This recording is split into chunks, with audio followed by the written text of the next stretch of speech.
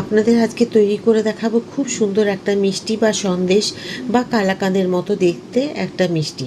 তো এক বাটি ময়দা নিয়েছি। ময়দাগুলোকে খুব ভালো করে চেলে নিতে হবে, যাতে দানা দানা বা গোটা গোটা যাতে না থাকে, সেই কারণে, তাহলে মিষ্টিটা ভালো হবে না।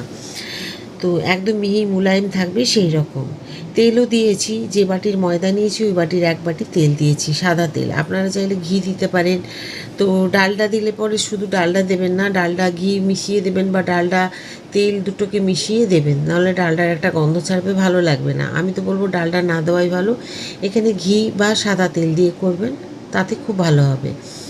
তো এখন এটাকে খুব ভালো করে মিশিয়ে নিতে হবে সুন্দর করে।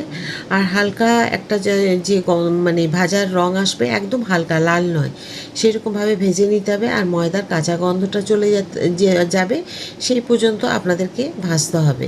দিয়ে ভাজা যখন দেখবেন মোটামুটি একটু মানে কালারটা চেঞ্জ হয়েছে ময়দার, একটুখানি সাদাই থাকবে কিন্তু একটু হালকা চেঞ্জ হবে, তখন এখানে থালার মধ্যে ঢেলে আর একটু ঠান্ডা করে নিতে হবে। ঠান্ডা কেন করে নিতে হবে সেটাও আপনাদের বলবো, কেন ঠান্ডা করতে হবে। তো এইভাবে আমি একটু ময়দাগুলোকে সরিয়ে নিচ্ছি, গরম আছে একদম, সেই কারণে। যে বাটির ময়দা নিয়েছিলাম ওই বাটিরই হাফ বাটি নিয়ে নিলাম আমি দুধ। যে দুধ দিয়ে আমরা চা খাই সেই দুধ নিলাম। আপনারা চাইলে এক বাটিও দিতে পারেন বা এর থেকে বেশিও দিতে পারেন, আমি হাফ বাটি দিলাম। সেই বাটিরই এক বাটি দিলাম চিনি আর হাফ বাটি দিলাম জল। ওদিকে চিনি আর জলের মিশ্রণটা আমি একটা মানে রস তৈরি করে নেব। আর এখানে যে দুধ দিয়ে রেখেছি, দুধ আর যে ময়দা, এটাকে যাতে ময়দার যে গরমে দুধের যে একসাথে যাতে ডালা না পাকিয়ে যায়, সেই জন্য ময়দাটাকে একটু হালকা ঠান্ডা করে নিলাম। তো এটাই কারণ ঠান্ডা করে নেওয়ার। ময়দাগুলোকে যদি গরম অবস্থায় দিয়ে দিই, তো কী হতো, যে গুঁড়ো দুধটা একটুখানি ডালা পাকিয়ে যাওয়ার ভয় থাকে, সেই কারণে। আর এখানে দিয়ে দেবো একটু রোজ ওয়াটার, যাতে ময়দার গন্ধটা না আসে, সেই কারণে। দেখলে মনে হবে ময়দা, যখন খাবেন তখন বুঝতে পারবেন যে এটা মানে এইরকম দুধ ছানা বা খোয়ার থেকে কোনো অংশে কম নয় এই মিষ্টির স্বাদ। কিন্তু কিছুই লাগছে না, খোয়া, ক্ষীর, চাচি, ছানা এসব কিচ্ছু লাগছে না, শুধু একটুখানি গুঁড়ো দুধ দিলেই কিন্তু ভালো হবে। আপনারা চাইলে এখানে কাজু গুঁড়ো দিতে পারেন, কিন্তু সেইটা অন্য ধরনেরভাবে একটা মিষ্টি হবে। এটাতে শুধু ময়দা দিয়ে আপনাদের দেখাচ্ছি যে খুব সুন্দর মিষ্টি তৈরি হয় বলে। তো মিষ্টির শিরাটা ওইদিকে মানে চিনির রসটা একদম ভালো করে ফুটতে দিচ্ছি। কতক্ষণ ফুটবে বা কীভাবে করব সেটাও আপনাদেরকে দেখিয়ে দেবো যে কীভাবে করতে হবে। তো এবার আমি দুধ আর ময়দা খুব ভালো করে গুঁড়ো মিশিয়ে নেব।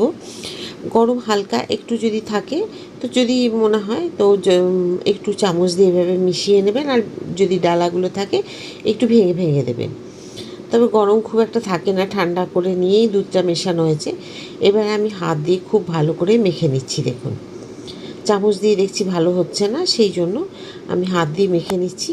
আর এই যখন দেখবেন যে হাতের মধ্যে এরকম ডালা পাকানো একটা লাড্ডু মতো হয়ে যাচ্ছে, তখন বুঝবেন এটা খুব সুন্দর মেশানো হয়ে গেছে। এদিকে চিনির রসটাও আমি দেখে নিই কীরকম হয়েছে। ঠিক একটার মতো হবে, অথচ কেটে মানে দেখবেন কেটে যাচ্ছে।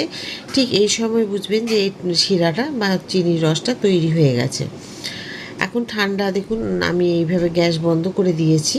আর গ্যাস জ্বালিয়ে কিন্তু এই ময়দা বা দুধের গুঁড়ো একসাথে দেওয়া যাবে না, তাহলে কিন্তু খুব ডালা পাকিয়ে যাবে আর ভালোভাবে মিশবে না, খুব অসুবিধা হবে।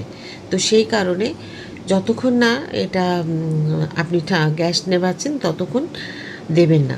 গ্যাস নিভিয়ে তারপরে এই ময়দার আর দুধের মিশ্রণটা দিয়ে গ্যাস ধরিয়ে, এবার যখন দেখবেন খুব ভালো মিশে গেছে তখন গ্যাসটাকে ধরিয়ে এবারে সুন্দরভাবে এটাকে মিশিয়ে নিতে হবে। এটাতে ভেবেছি আমি বসাবো, তার জন্য একটুখানি ঘি মাখিয়ে নিয়েছি। পাকটা ঠিক হয়েছে কি না ময়দার সেটা আমি একটু দেখে নেব, তার জন্য একটু ডিশে তুলে নিলাম। কীরকম থাকতে হবে সেটা আপনাদের দেখিয়ে দেব। দেখুন কড়াই ছেড়ে যাচ্ছে, তো এখন মোটামুটি হয়ে গেছে। আর এখন দেখুন পাকটা কি সুন্দর হয়েছে, একদম হাতে ডালা হয়ে মানে গোলা পাকিয়ে যাচ্ছে মিষ্টির মতো, সেই রকম দেখে নিতে হবে। এখন আমি গ্যাস বন্ধ করে দিলাম, আর এদিকে কিন্তু ময়দার এই মিশ্রণটা যেটা আমি মিষ্টি তৈরি করেছি ওটাকে আমি ট্রেতে ঢাললাম, কারণ ওটাতে দেখছি হবে না, অনেকটা আছে তো ওর মধ্যে অতিরিক্ত মোটা হয়ে যেত, মানে ভালো লাগতো না। সেই কারণে আমি এই ট্রেটার মধ্যে ছড়িয়ে সুন্দর করে আমি এখন এটাকে সেট করে নেব। তো দেখবেন যাতে কোথাও মোটা পাতলা এরকম না হয়, তার জন্য একটা এইভাবে গ্লাস বা বাটি যে কোনো একটু ঘি বা তেল মাখিয়ে এরকমভাবে সেট করে নিতে পারেন। এখন আমি রেখে দেবো এটা 1 ঘন্টার জন্য, আধ ঘন্টা 1 ঘন্টার জন্য রেখে দিলেই যথেষ্ট, খুব সুন্দর টেনে যাবে। দেখুন আমি নিয়ে এসেছি, খুব সুন্দর হয়ে গেছে। এখন দাগ দিয়ে দিয়ে এগুলোকে সুন্দর শেপ দেব, তবে আগে তৈরি করে নেওয়া উচিত ছিল আমার, একটু দেরি হয়ে গেছে বলে শক্ত হয়ে গেছে। এই যে দেখুন সবগুলো কেটে নিয়েছি, এবার উঠিয়ে নিতেও খুব সহজ।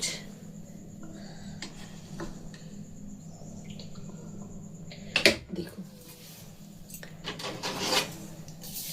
কি সুন্দর হয়েছে, দেখেছেন? একদম পুরো দোকানের মতো। এই যে এটাকে আরেকটা টুকরো আমি কেটে নেব, আমি এই ট্রের মধ্যে কাটতে অসুবিধা হচ্ছে বলে আমি এখান থেকে তুলে নিয়ে তারপর কাটবো। দেখুন আমি এইভাবে কেটে নিচ্ছি, যেহেতু একটু বড় হয়ে গেছে।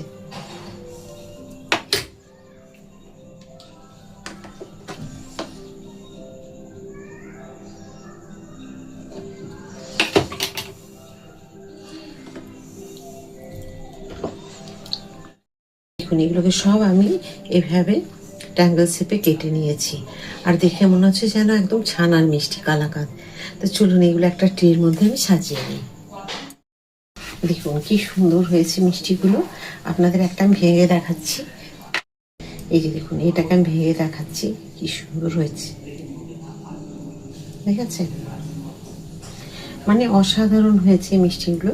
রান্নাঘরে থাকা জিনিস দিয়ে কি সুন্দরভাবে মিষ্টি তৈরি করে আপনাদের দেখালাম। এইভাবে রান্নাঘরে যে সব জিনিসগুলো আমাদের প্রতিদিন লাগে সেই সব জিনিস দিয়ে আমরা কিন্তু রান্নাও তৈরি করে নিতে পারবো, বা এরকম সুন্দর মিষ্টিও তৈরি করে নিতে পারবো।